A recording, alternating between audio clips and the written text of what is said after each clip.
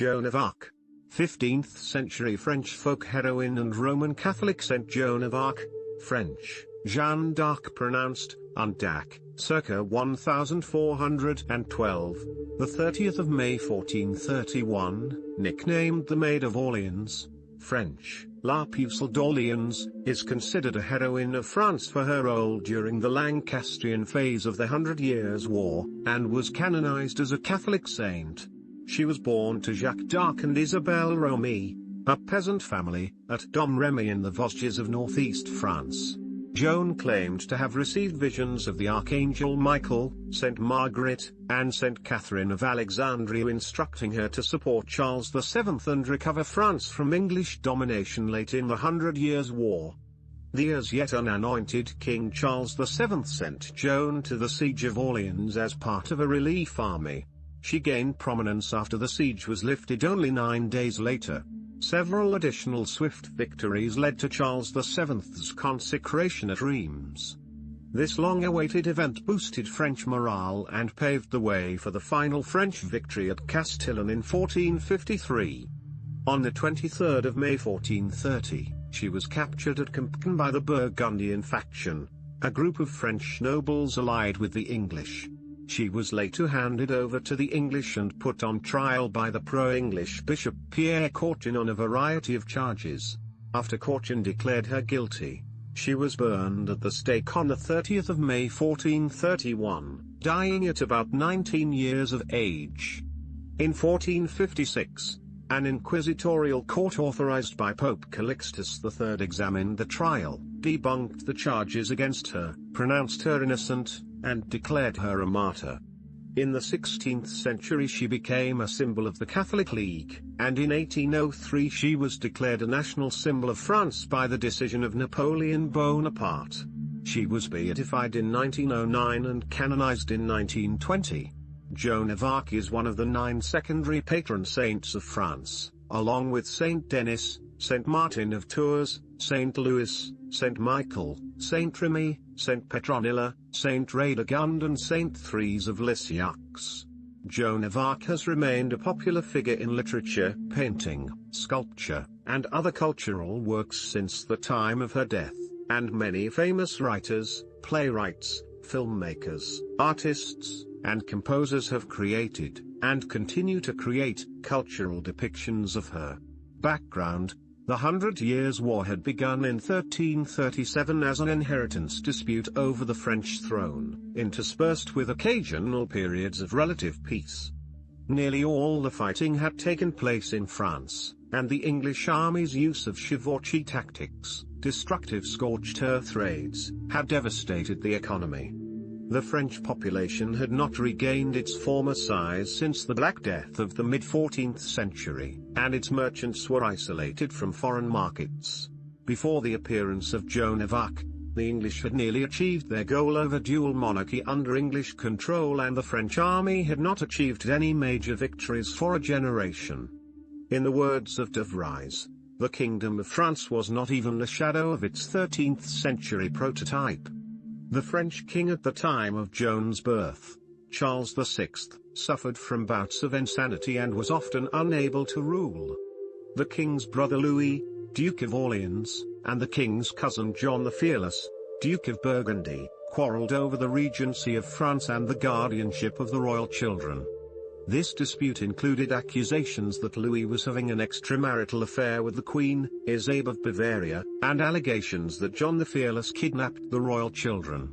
The conflict climaxed with the assassination of the Duke of Orleans in 1407 on the orders of the Duke of Burgundy. The young Charles of Orleans succeeded his father as Duke and was placed in the custody of his father-in-law, the Count of Armagnac. Their faction became known as the Armagnac faction, and the opposing party led by the Duke of Burgundy was called the Burgundian faction. Henry V of England took advantage of these internal divisions when he invaded the kingdom in 1415, winning a dramatic victory at Agincourt on the 25th of October and subsequently capturing many northern French towns during a later campaign in 1417. In 1418 Paris was taken by the Burgundians, who massacred the Count of Armagnac and about 2,500 of his followers. The future French king, Charles VII, assumed the title of Dauphin, the heir to the throne, at the age of 14, after all four of his older brothers had died in succession. His first significant official act was to conclude a peace treaty with the Duke of Burgundy in 1419. This ended in disaster when Armagnac partisans assassinated John the Fearless during a meeting under Charles's guarantee of protection. The new Duke of Burgundy, Philip the Good, blamed Charles for the murder and entered into an alliance with the English. The Allied forces conquered large sections of France. In 1420 the Queen of France, Isabe of Bavaria, signed the Treaty of Droz, which granted the succession of the French throne to Henry V and his heirs instead of her son Charles. This agreement revived suspicions that the Dauphin was the illegitimate product of Isabe's rumoured affair with the late Duke of Orleans rather than the son of King Charles VI. Henry V and Charles VI died within 2 months of each other in 1422, leaving an infant, Henry VI of England, the nominal monarch of both kingdoms. Henry V's brother, John of Lancaster, 1st Duke of Bedford, acted as regent. By the time Joan of Arc began to influence events in 1429, nearly all of northern France and some parts of the southwest were under Anglo-Burgundian control. The English controlled Paris and Rouen while the Burgundian faction controlled Reims, which had served as the traditional site for the coronation of French kings. This was an important consideration since neither claimant to the throne of France had been anointed or crowned yet. Since 1428 the English had been conducting a siege of Orleans, one of the few remaining cities still loyal to Charles VII and an important objective since it held a strategic position along the Loire River, which made it the last obstacle to an assault on the remainder of Charles VII's territory. In the words of one modern historian, on the fate of Orleans hung that of the entire kingdom. No one was optimistic that the city could long withstand the siege. For generations, there had been prophecies in France which promised the nation would be saved by a virgin from the borders of Lorraine who would work miracles and that France will be lost by a woman and shall thereafter be restored by a virgin. The second prophecy predicting France would be lost by a woman was taken to refer to Isabe's role in signing the Treaty of Droz. Biography. Joan was the daughter of Jacques d'Arc and Isabelle Romee, living in Domremy, a village which was then in the French part of the Duchy of Bar. Joan's parents owned about 50 acres, 20 hectares, of land and her father supplemented his farming work with a minor position as a village official, collecting taxes and heading the local watch. They lived in an isolated patch of eastern France that remained loyal to the French crown despite being surrounded by pro-Burgundian lands. Several local raids occurred during her childhood and on one occasion her village was burned. Joan was illiterate and it is believed that her letters were dictated by her to scribes and she signed her letters with the help of others. At her trial, Joan stated that she was about 19 years old, which implies she thought she was born around 1412. She later testified that she experienced her first vision in 1425 at the age of 13. When she was in her father's garden and saw visions of figures she identified as St. Michael, St. Catherine, and St. Margaret, who told her to drive out the English and take the Dauphin to Reims for his consecration. She said she cried when they left, as they were so beautiful. At the age of 16, she asked a relative named Durand-Lassois to take her to the nearby town of Vaucoules, where she petitioned the garrison commander, Robert de Baudricourt, for an armed escort to take her to the French royal court at Chinon. Baudricourt's sarcastic response did not deter her. She returned the following January and gained support from two of Baudricourt's soldiers, Jean de Metz and Bertrand de Pouligny. According to Jean de Metz, she told him that I must be at the king's side. There will be no help for the kingdom, if not from me. Although I would rather have remained spinning wool at my mother's side, yet must I go and must I do this thing, for my lord wills that I do so. Under the auspices of Jean de Metz and Bertrand de Pouligny, She was given a second meeting, where she made a prediction about a military reversal at the Battle of Rouvin near Orleans several days before messengers arrived to report it. According to the Journal du Siege d'Orléans, which portrays Joan as a miraculous figure, Joan came to know of the battle through divine grace while tending her flocks in Lorraine and used this divine revelation to persuade Baudricourt to take her to the Dauphin. Rise. Robert de Baudricourt granted Joan an escort to visit Chinon after news from Orleans confirmed her assertion of the defeat. She made the journey through hostile Burgundian territory disguised as a male soldier, a fact that would later lead to charges of cross-dressing against her, although her escort viewed it as a normal precaution. Two of the members of her escort said they and the people of Vauquilles provided her with this clothing, and had suggested it to her. Joan's first meeting with Charles took place at the royal court in the town of Chinon in 1429. When she was aged 17 and he 26. After arriving at the court she made a strong impression on Charles during a private conference with him. During this time Charles' mother-in-law Yolande of Aragon was planning to finance a relief expedition to Orleans. Joan asked for permission to travel with the army and wear protective armor, which was provided by the royal government. She depended on donated items for her armor, horse, sword, banner, and other items utilized by her entourage.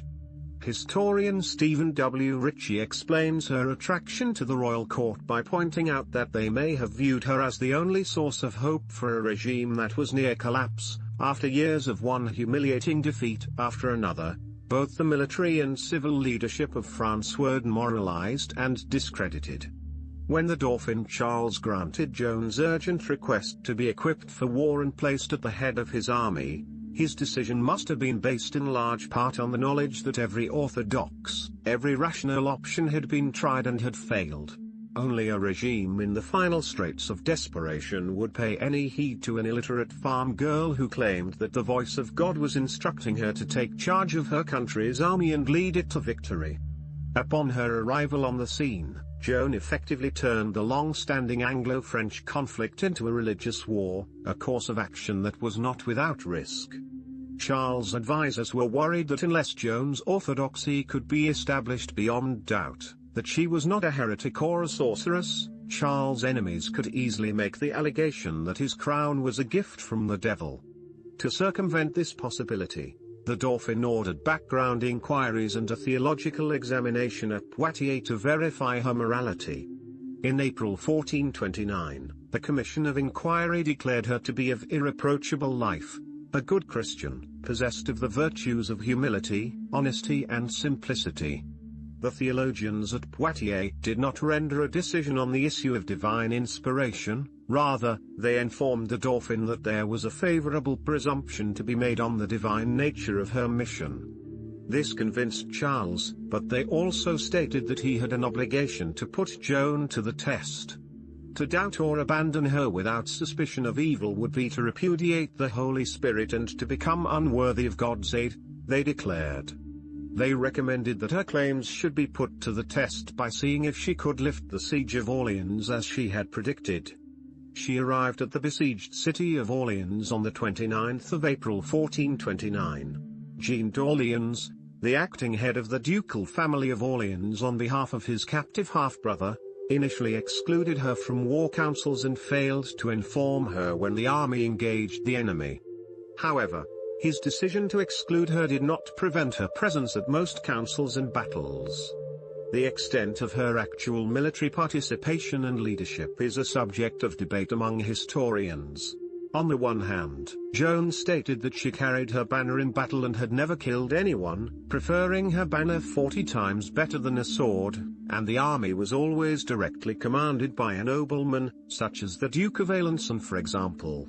On the other hand, many of these same noblemen stated that Joan had a profound effect on their decisions since they often accepted the advice she gave them, believing her advice was divinely inspired. In either case, historians agree that the army enjoyed remarkable success during her brief time with it. Military campaigns. The appearance of Joan of Arc at Orleans coincided with a sudden change in the pattern of the siege. During the 5 months before her arrival, The defenders had attempted only one offensive assault, which had ended in defeat. On the 4th of May, however, the Armagnacs attacked and captured the outlying fortress of Saint-Loup, Bastille de Saint-Loup, followed on the 5th of May by a march to a second fortress called Saint-Jean-le-Blanc, which was found deserted. When English troops came out to oppose the advance, a rapid cavalry charge drove them back into their fortresses, apparently without a fight. The Armagnacs then attacked and captured an English fortress built around a monastery called Les Augustins. That night, Armagnac troops maintained positions on the south bank of the river before attacking the main English stronghold, called Les Tuiles, on the morning of the 7th of May. Contemporaries acknowledged Joan as the heroine of the engagement. She was wounded by an arrow between the neck and shoulder while holding her banner in the trench outside Les Tuiles, but later returned to encourage a final assault that succeeded in taking the fortress. The English retreated from Orleans the next day, and the siege was over. At Chinon and Poitiers, Joan had declared that she would provide a sign at Orleans. The lifting of the siege was interpreted by many people to be that sign, and it gained her the support of prominent clergy such as the Archbishop of Embrun and the theologian Jean Gerson, both of whom wrote supportive treatises immediately following this event. To the English, the ability of this peasant girl to defeat their armies was regarded as proof that she was possessed by the devil. The British medievalist Beverly Boyd noted that this charge was not just propaganda, and was sincerely believed since the idea that God was supporting the French via Joan was distinctly unappealing to an English audience. The sudden victory at Orleans also led to many proposals for further offensive action. Joan persuaded Charles VII to allow her to accompany the army with Duke John II of Alençon, and she gained royal permission for her plan to recapture nearby bridges along the Loire as a prelude to an advance on Reims and the consecration of Charles VII. This was a bold proposal because Reims was roughly twice as far away as Paris and deep within enemy territory. The English expected an attempt to recapture Paris or an attack on Normandy. The Duke of Alençon accepted Joan's advice concerning strategy. Other commanders including Jean d'Orléans had been impressed with her performance at Orleans and became her supporters. Alençon credited her with saving his life at Jarges, where she warned him that a cannon on the walls was about to fire at him. During the same siege, she withstood a blow from a stone that hit her helmet while she was near the base of the town's wall. The army took Jarges on the 12th of June, Meung-sur-Loire on the 15th of June, and Beaugency on the 17th of June. The English army withdrew from the Loire Valley and headed north on the 18th of June, joining with an expected unit of reinforcements under the command of Sir John Fastolfe. Joan urged the Armagnacs to pursue, and the two armies clashed southwest of the village of Patay. The battle at Patay might be compared to Agincourt in reverse. The French vanguard attacked a unit of English archers who had been placed to block the road. A rout ensued that decimated the main body of the English army and killed or captured most of its commanders. Fastolfe escaped with a small band of soldiers and became the scapegoat for the humiliating English defeat. The French suffered minimal losses. The French army left Chinon on the 29th of June on the march toward Reims and accepted the conditional surrender of the Burgundian-held city of Auxerre on the 3rd of July. Other towns in the army's path returned to French allegiance without resistance. Troyes, the site of the treaty that tried to disinherit Charles VII, was the only one to put up even brief opposition. The army was in short supply of food by the time it reached Troyes.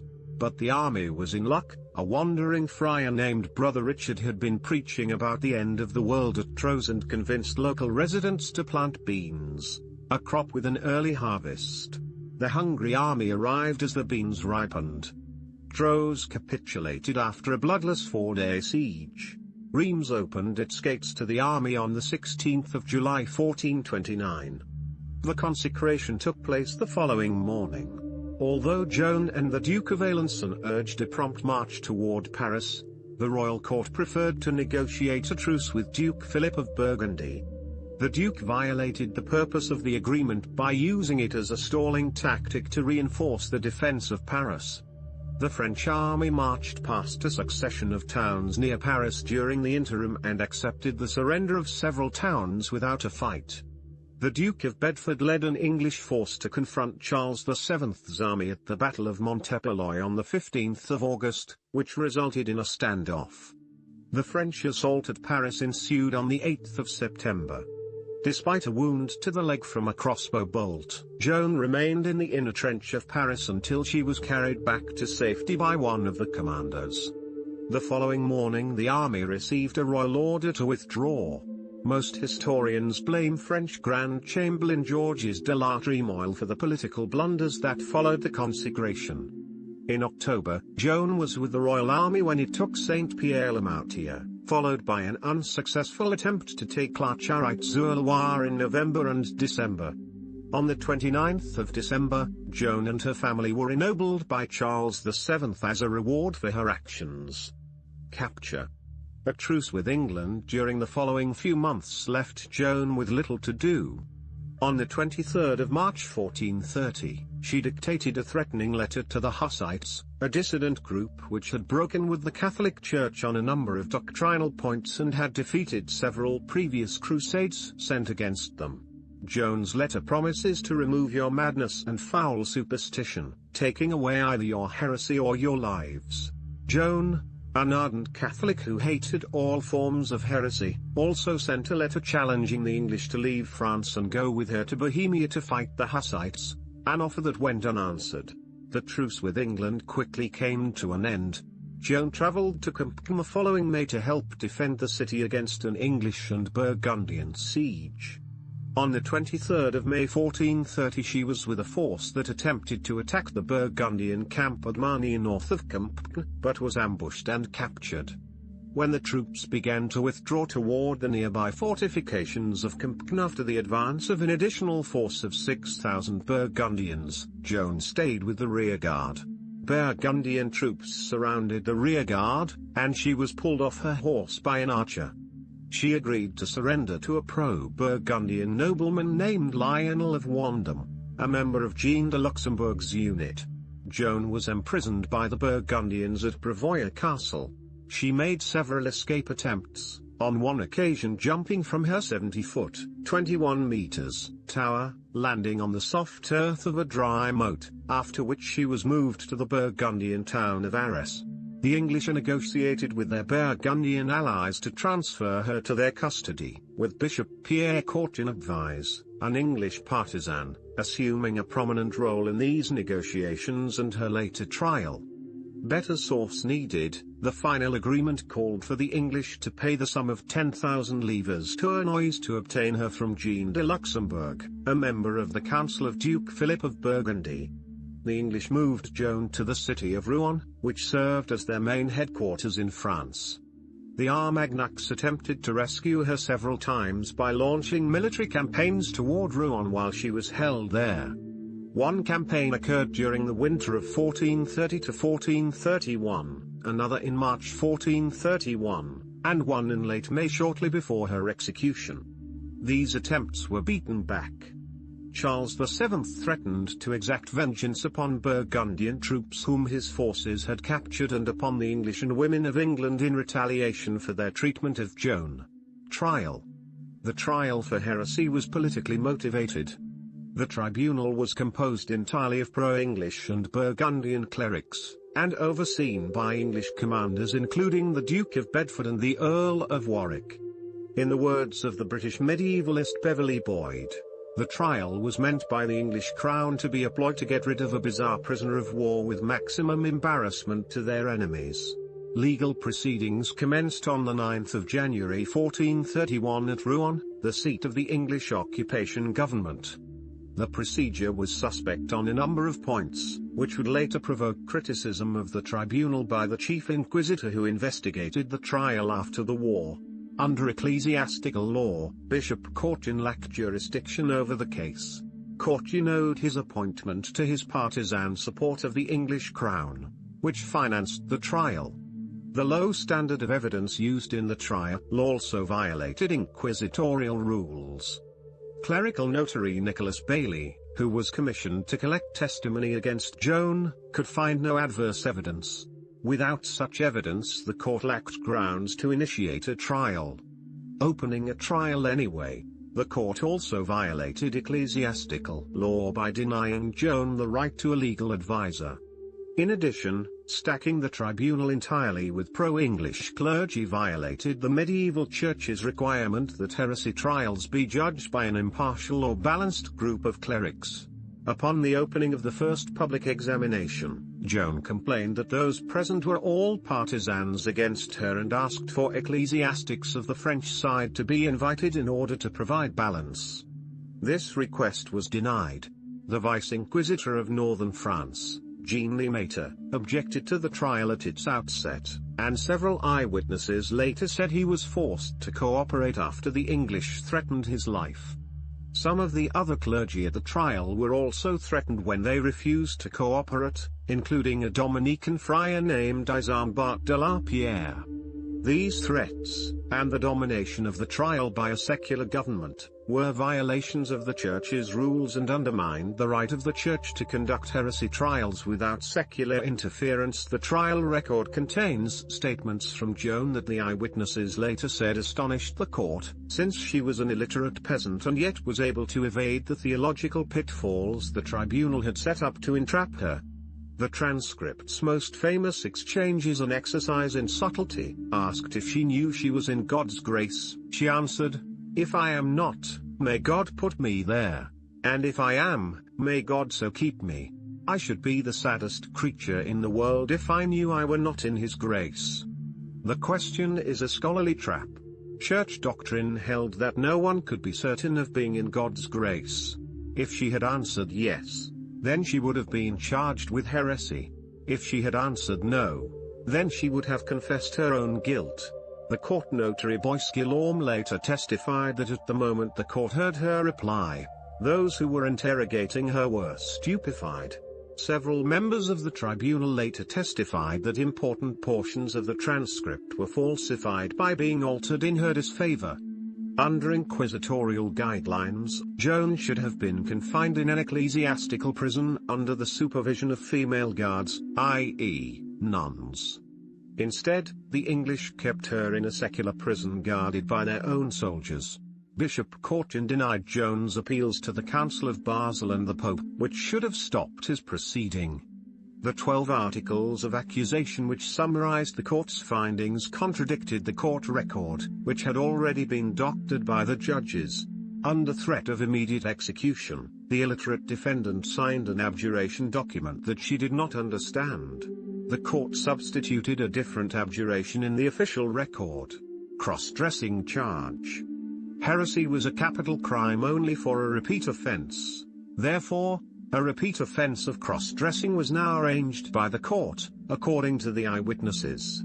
Joan agreed to wear feminine clothing when she abjured, which created a problem. According to the later descriptions of some of the tribunal members, she had previously been wearing soldiers' clothing in prison. Since wearing men's hosen enabled her to fasten her hosen, boots and doublet together, this deterred rape by making it difficult for her guards to pull her clothing off. She was evidently afraid to give up this clothing even temporarily because it was likely to be confiscated by the judge and she would thereby be left without protection. A woman's dress offered no such protection. A few days after her abjuration, when she was forced to wear a dress, she told a tribunal member that a great English lord had entered her prison and tried to take her by force. She resumed male attire either as a defense against molestation or, in the testimony of Jean Massy, because her dress had been taken by the guards and she was left with nothing else to wear.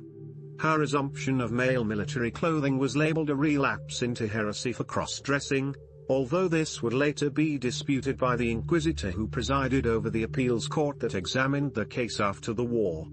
Medieval Catholic doctrine held that cross-dressing should be evaluated based on context, as stated in the Summa Theologica by St. Thomas Aquinas, which says that necessity would be a permissible reason for cross-dressing.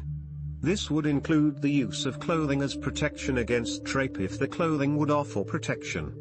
In terms of doctrine, she had been justified in disguising herself as a page boy during her journey through enemy territory, and she was justified in wearing armor during battle and protective clothing in camp and then in prison. The Chronique de la Pucelle states that it deterred molestation while she was camped in the field. When her soldier's clothing was not needed while on campaign, she was said to have gone back to wearing a dress.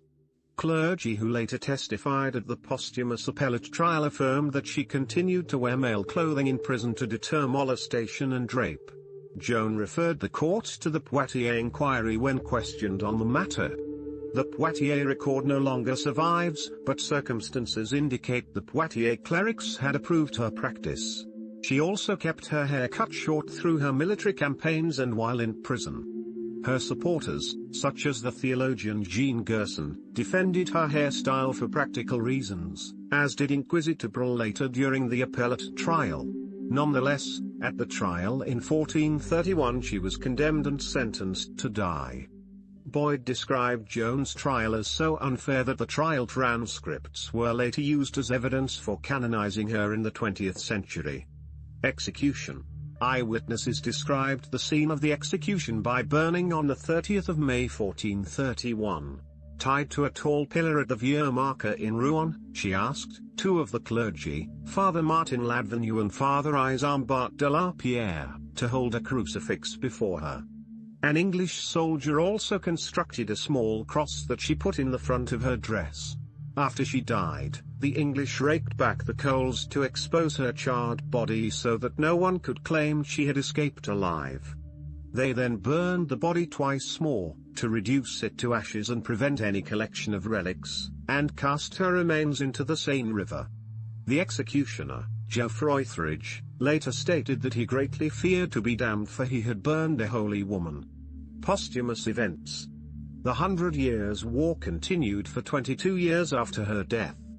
Charles VII retained legitimacy as the King of France in spite of a rival coronation held for Henry VI at Notre Dame Cathedral in Paris on the 16th of December 1431, the boy's 10th birthday. Before England could rebuild its military leadership and force of longbowmen lost in 1429, the country lost its alliance with Burgundy when the Treaty of Arras was signed in 1435.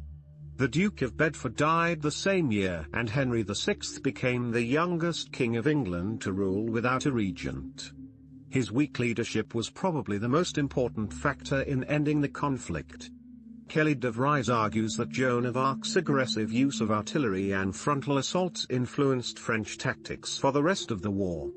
In 1452, during the posthumous investigation into her execution, the Church declared that a religious play in her honor at Orleans would allow attendees to gain an indulgence, remission of temporal punishment for sin, by making a pilgrimage to the event. Retrial. A posthumous retrial opened after the war ended.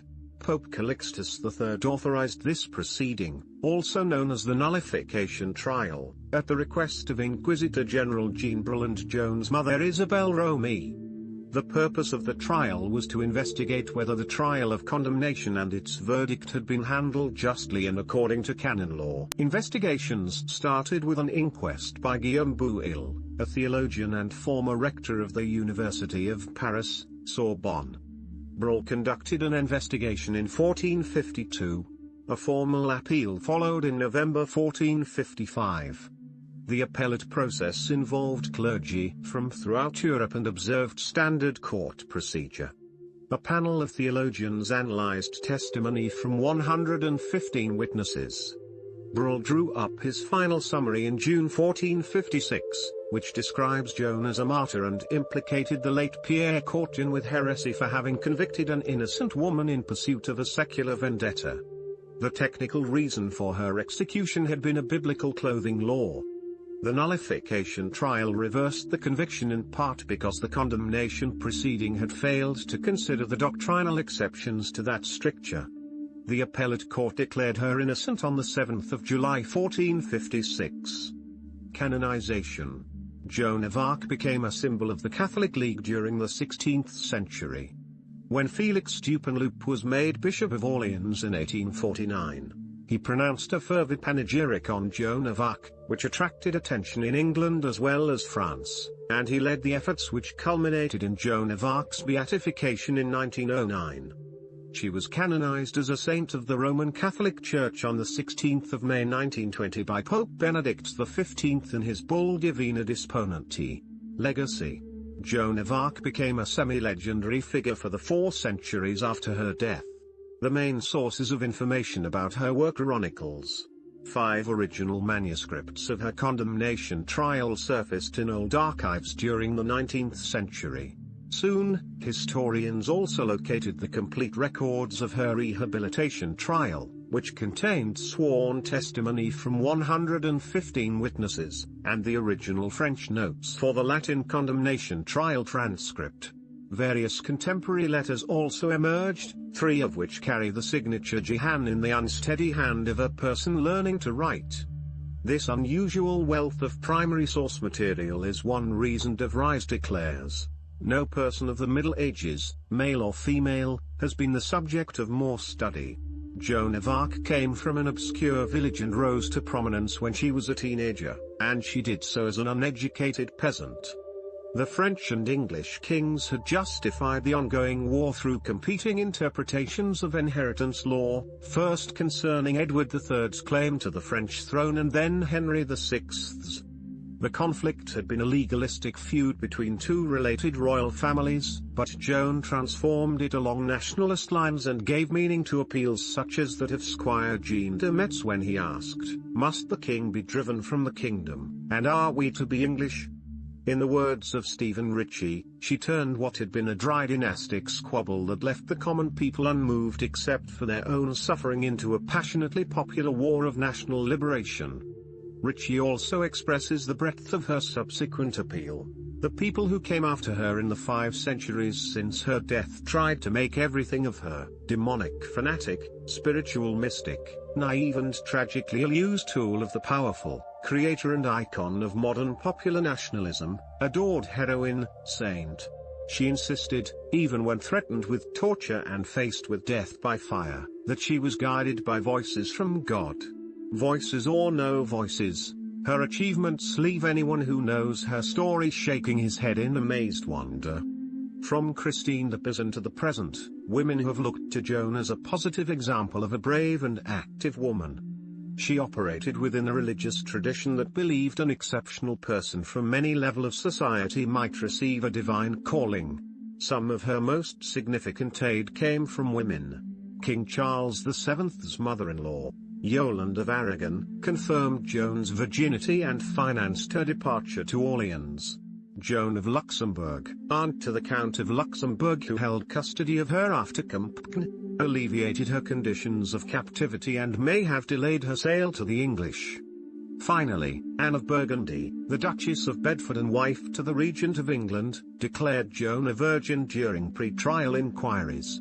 3 separate vessels of the French Navy have been named after her, including a helicopter carrier that was retired from active service on the 7th of June 2010.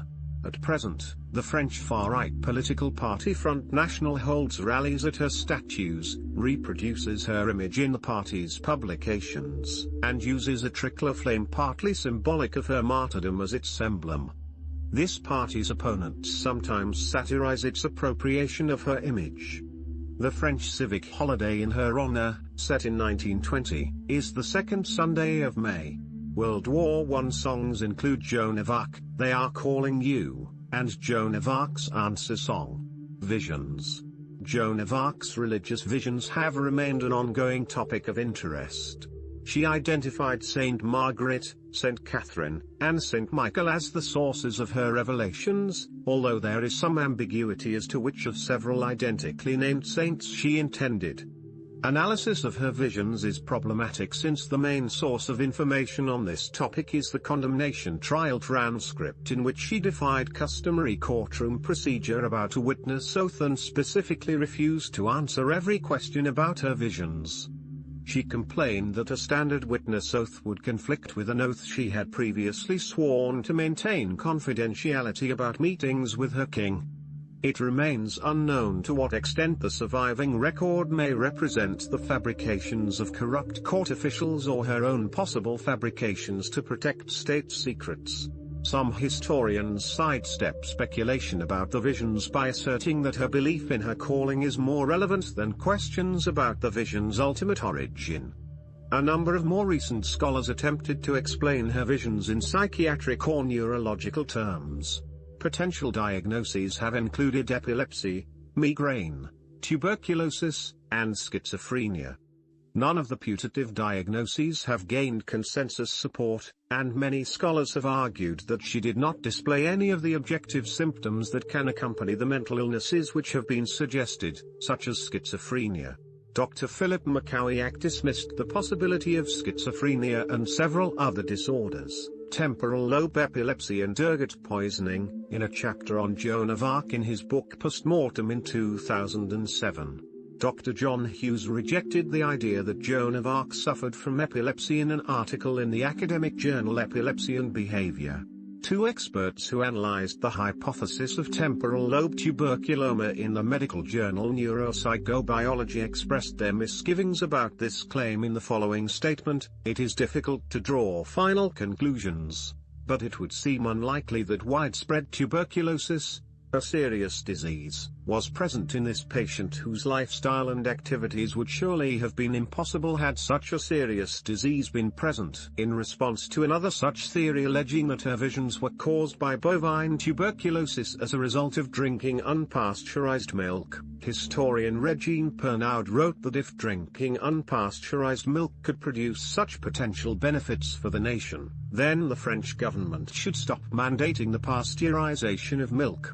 Joan of Arc gained favor in the court of King Charles VII, who accepted her as sane. He would have been familiar with the signs of madness because his own father, Charles VI, had suffered from it. Charles VI was popularly known as Charles the Mad, and much of France's political and military decline during his reign could be attributed to the power vacuum that his episodes of insanity had produced. The previous king had believed he was made of glass, a delusion no courtier had mistaken for a religious awakening. Fears that King Charles VII would manifest the same insanity may have factored into the attempt to disinherit him at Trousses. This stigma was so persistent that contemporaries of the next generation would attribute to inherited madness the breakdown that England's King Henry VI was to suffer in 1453. Henry VI was nephew to Charles VII and grandson to Charles VI. The court of Charles VII was shrewd and skeptical on the subject of mental health. Upon Joan's arrival at Chinon, the royal council Jacques Gelliou cautioned, "One should not lightly alter any policy because of conversation with a girl, a peasant, so susceptible to illusions. One should not make oneself ridiculous in the sight of foreign nations." Joan remained astute to the end of her life, and the rehabilitation trial testimony frequently marvels at her astuteness.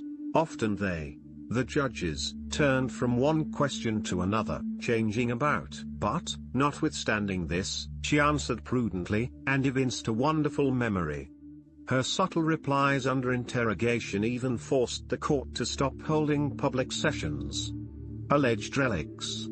In 1867, a jar was found in a Paris pharmacy with the inscription "Remains found under the stake of Joan of Arc, Virgin of Orleans." They consisted of a charred human rib, carbonized wood, a piece of linen and a cat femur, explained as the practice of throwing black cats onto the bier of witches. In 2006, Philippe Charlier, a forensic scientist at Raymond Poincaré University Hospital, Garches, was authorized to study the relics. Carbon-14 tests and various spectroscopic analyses were performed, and the results determined that the remains come from an Egyptian mummy from the 6th to the 3rd century BC.